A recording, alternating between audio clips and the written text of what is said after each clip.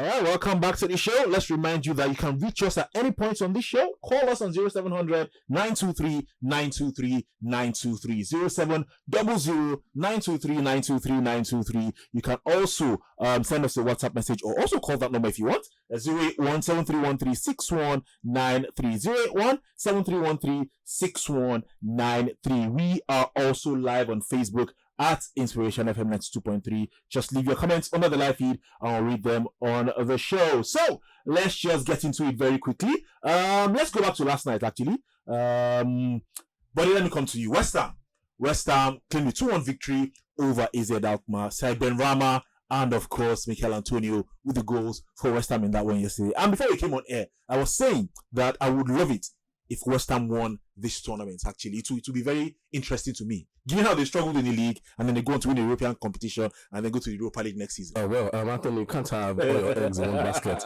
I know hope one arches at the end of the day, or arch at the end of the day. And for West Ham United, they've done well enough, and if they do go ahead to win this tournament, it would be a very good season for them. But again, 𝐒𝐍𝐿 proved to everyone that they're not pushovers.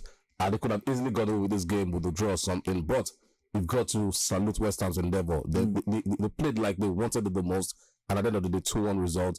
Possibly they'll go away to Holland and see whether they can wrap up the job. Can they win it though, Dion? Let me ask you: can they win it? Can they win looking it? at the other teams left in it, Basel, Fiorentina, 𝐒𝐍𝐿, of course, and where do they rank in terms of?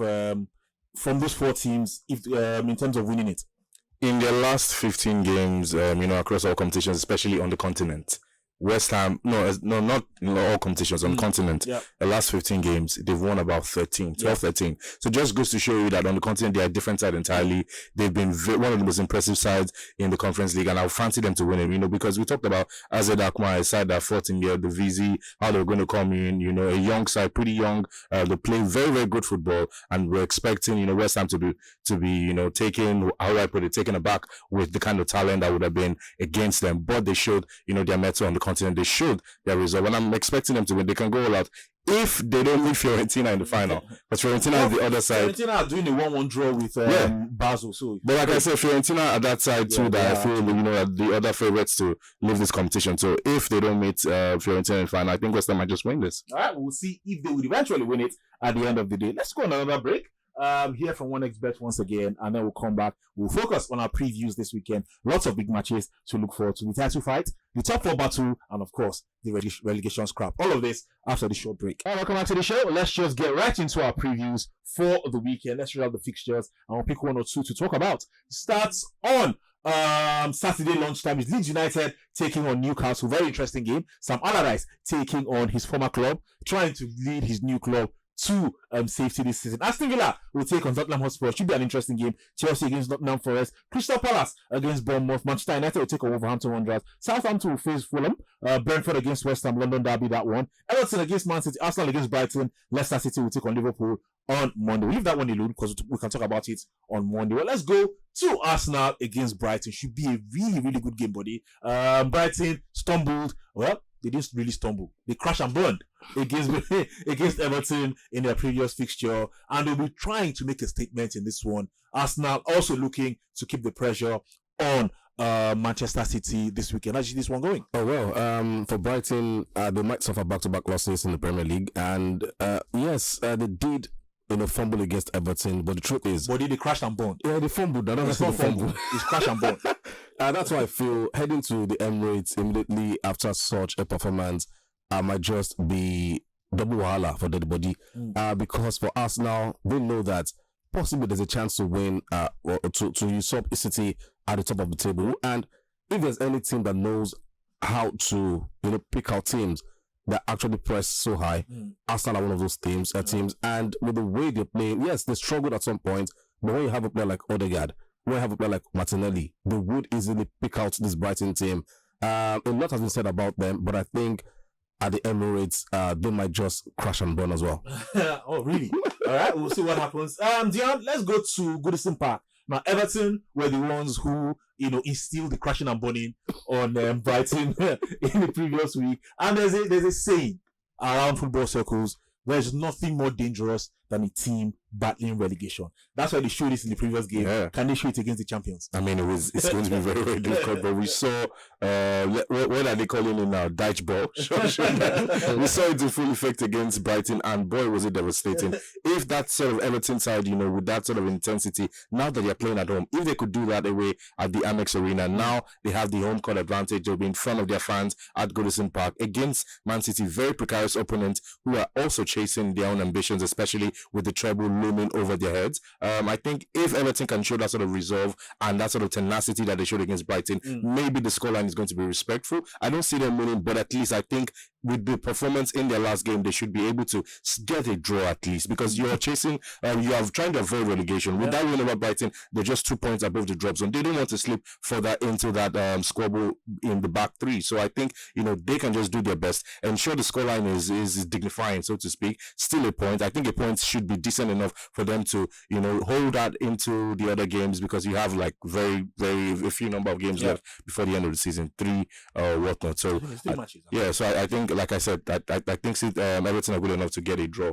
Best. That's the best possible result I see them getting. I don't see them getting a win. Will they get it though? Yes, they are good enough to get a draw, Dyche ball and all of that. Will they get it? That's the question that we answer on the weekend. So no.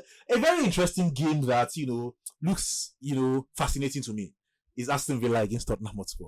It's two teams that on their day can play football and score goals and all of that. Actually, I just see this one going. For Aston Villa under Emery, they've improved abundantly. And with the way Oliver Watkins is scoring goals as well. And let's not forget the way they seem to play as a pack. And Emery is instilled some sort of discipline in this Villa team.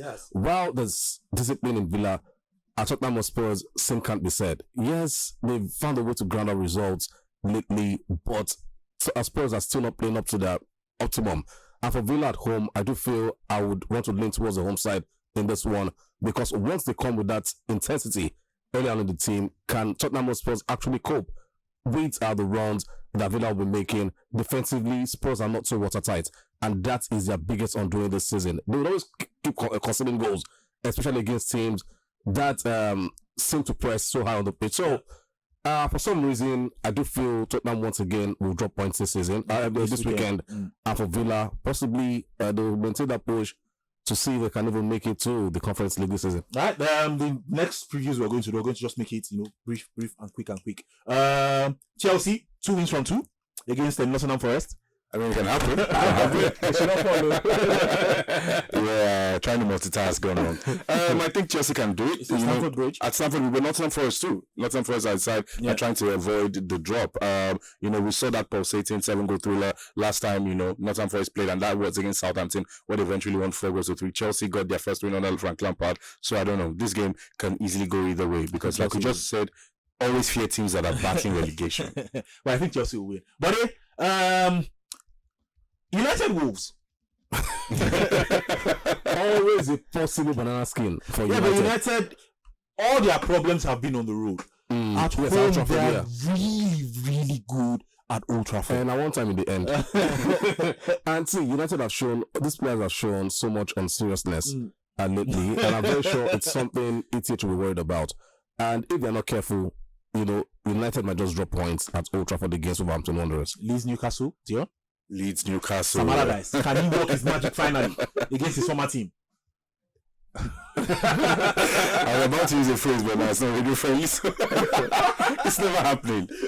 As they say on the streets, no chance in hell. It can't happen.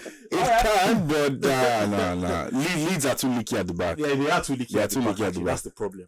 Newcastle will also want to ensure they get back to winning ways, because Liverpool are lurking closely behind. So they know that any slip up at this point could prove very costly. So I think, it's just a tricky one for Sam Allardyce, but he's just going to collect his money, 500k, and yes, he'll be fine. Well, for me, this weekend, it's up Big Sam, of Julian Lopetegui. I will not say more than that. I would not have expected any less. I will not say more than that. I would not have expected any less from you. I will not say more than that. Next we do that. Did you enjoy this video? Hit the subscribe button for more. Leave a comment and like. Thank you.